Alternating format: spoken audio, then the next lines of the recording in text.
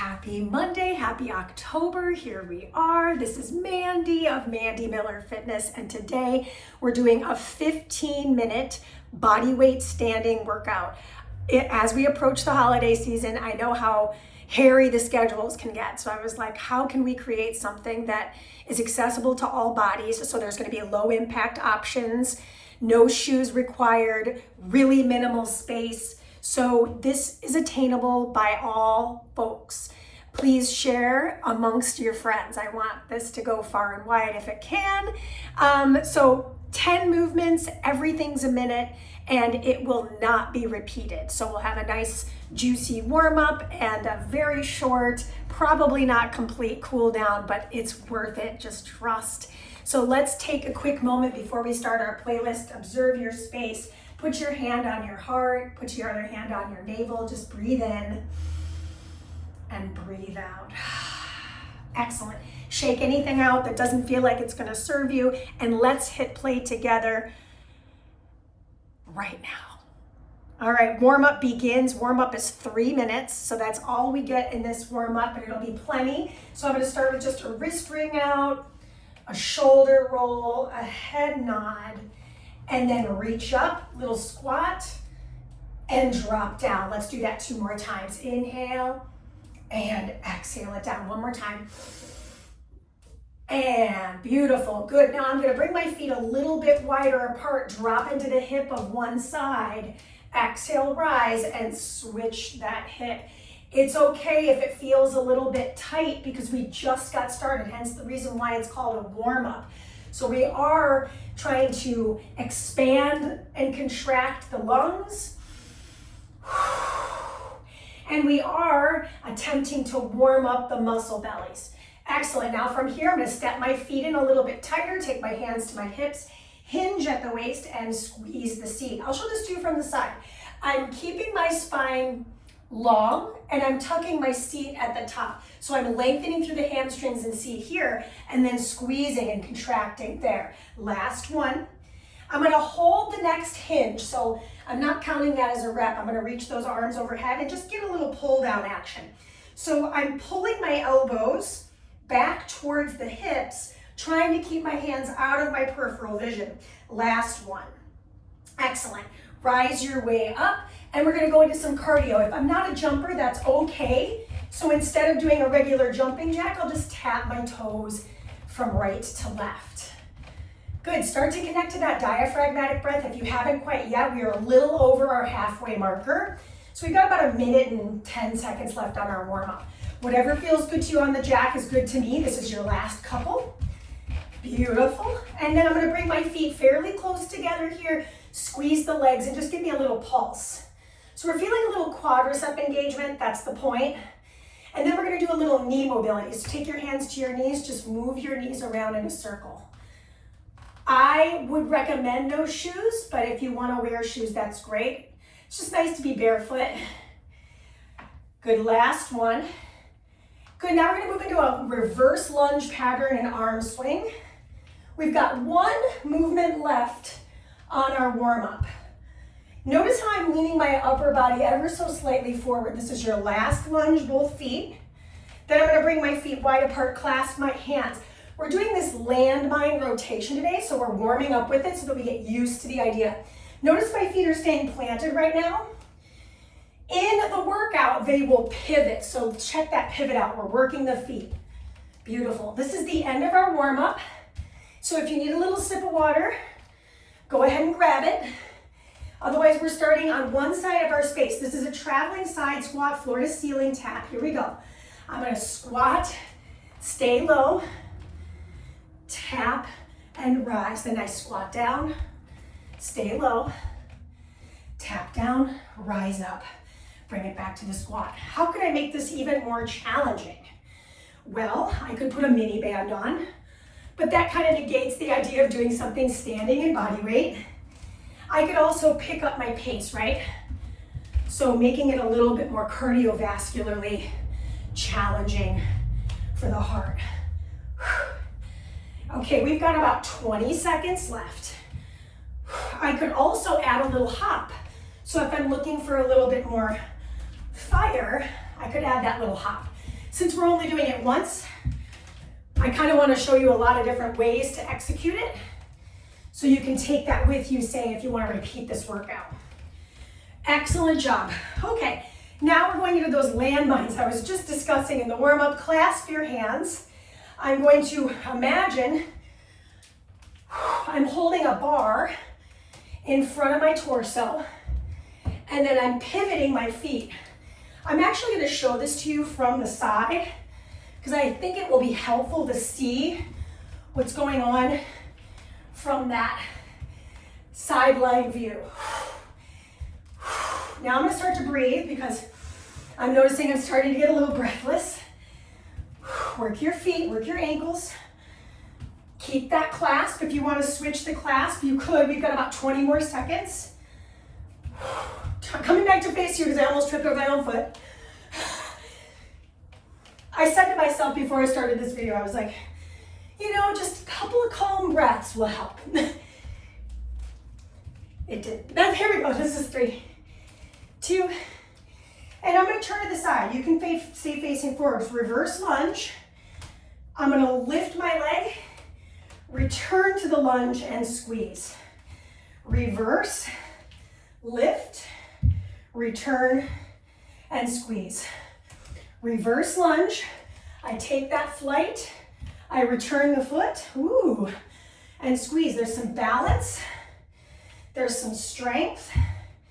And you can hear it in my voice. There's some cardio challenge, even to this, because of the last work that we just did. Got the heart rate up ever so slightly. Okie dokie. So, next up, we're back to our cardio challenge. I'm gonna come back to facing you because I wanna see how this looks from that front view. You got time for one more, okay? So let's finish it here. I like my hands in front of my chest. It makes me feel more balanced. It's totally up to you. Next up, we've got a push and overhead jack. So if I'm jumping, I look like this. If I'm not jumping, I look like this. So if I'm pushing forward, the same leg is pushing out. Yes, showing this to you from a profile, low impact. Notice I'm standing tall. I'm not hyperextending my spine. I'm not finding a turtle. I'm lifting up and pushing. Now, if I'm looking for it in the higher impact, oops, it's forward, not outward. I mean, hey, if you want to throw that one in, that might be fun. Little add-on. It wasn't in the plan. Sometimes I just discover things as I go. Sounds a little bit like life. Am I right? Good, you got 5 more seconds. This is 4, 3, 2, and 1. Excellent job. I can't read my own handwriting. All right. Side kick. So I'm going to find a single leg balance. I'm going to kick, land that foot, tap the floor. Kick with my right, tap with my left. Kick with my right, tap with my left. So I'm working levels, right? I'm getting a little bit of a lunge. I'm getting a little bit of a side body engagement. Lean your upper body away from your kick. You got time for one more on this side, then we're gonna reverse it to the other. Find balance. I'm gonna kick, tap, land. Kick. Try not to step back. I messed it up. It's okay. 15 minutes to move your body and feel that energizing experience. Legs and lungs, heart and determination. That is your time. Okay, now good news. We get to keep the feet planted. Bring the feet wide. This is alternated. I'm going to slide down the inseam of my leg and squeeze. Then I switch my sides. Notice I'm bending my knee. The emphasis is on the stretch from ribs to hips. It's also known as a windmill. So I'm trying to lean not only to the side, showing this to you from the side, but I'm also leaning my head back in space. I'm trying to, almost like triangle pose in yoga. So maybe just kind of take a look at yourself in different vantage points. I do have a slight turn out of my feet. That's going to give me a little bit more emphasis into that inner thigh area. because we worked the outer thighs, right? The abductors. Now we're trying to work a little bit of inner thigh. Okie dokie. So the next exercise is going to be a prisoner hinge, or like just a hands behind the ears hinge with a calf raise. So my feet are pretty close together. Another one where my feet don't have to leave the floor. I'm going to hinge at my hips, squeeze my seat, and lift off my heels. And that's going to emphasize that glute tuck too. Inhale down. I'm going to show this to you from the side too. Don't worry. Let's do one more facing this direction. Excellent. Now I'll show this to you from the side. So I'm keeping my hips are the main point of movement. So the first thing to drive back is going to be my glutes. Then as I rise, I want to pull my rib cage in, look directly forward and find that little heel raise or a little calf raise to emphasize this lower limb engagement. Take a look at your feet. Are they still pointed in the same direction, or are they doing something weird? You know? All right, so here we go. Last one. Beautiful. Now our feet are going to stay stationary, but we're going to be in a lunge position. So make sure that you're really hinged forward. Now I'm building on that hinge, this wide grip pull down. Wide grip, my palms face down. I'm going to end up showing this to you from two different angles. So I'm really bent in my back knee, and all my weight essentially is in the back foot. For me, that's my right. Now the bad news is how long this is for. This is 30 seconds in, 30 seconds left. I'm looking here. I'm trying to keep my hands on my peripheral vision. So this is strength and mobility. Inner thigh stretch after working them in the windmill. I don't know about you, but I'm really feeling my back. So, and that's good, right? I'm feeling muscle in my back, not my back straining. I'm using my abs to support me. Pull the navel in, inhale and exhale. You've got time for one more.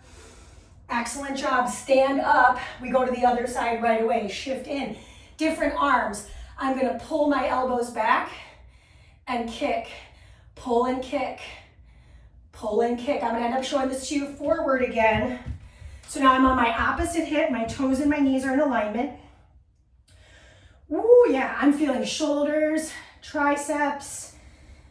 I'm feeling lats. I'm feeling rhomboids and traps. All of my favorite things. We are 30 in with 30 left. My palms are facing in. This is a medial grip. If I had weights, maybe I'm holding soup cans. Maybe I'm at my relative's house and they've got a couple of really great soup cans for me to use, or maybe they have a set of weights. But what's great about this is I still feel the work even without any dumbbells. Okie dokie, we're so close. This is 3, 2, and rise. Excellent job. Now I'm going to find myself with my feet together, and I'm going to reach my arms over my head, draw the shoulders back, take the right arm to the side body and lean, and then I want to just pulse. This is the last exercise on the gamut. We're going to split it in half. So I'm really emphasizing this contraction along my right body and eccentric contraction or lengthening through the left. We're going to switch our sides in 3, 2, and 1. I'm going to show this to you facing sideways so you can see that I'm not rotating. I'm really emphasizing this lateral flexion as I lean and pulse. Now, we have a short cool down. It's only 2 minutes. Woo, squeeze your inner thighs together, squeeze your seat. Look directly forward. If you're looking down at the floor, it's possible you are not stacking your joints and it feels harder than it should. That is your time. We're gonna move into our cool down. So if you need a little sip of water, pause and then return. Bring your feet together and then step your heel of the left onto the floor. Hinge at the hips.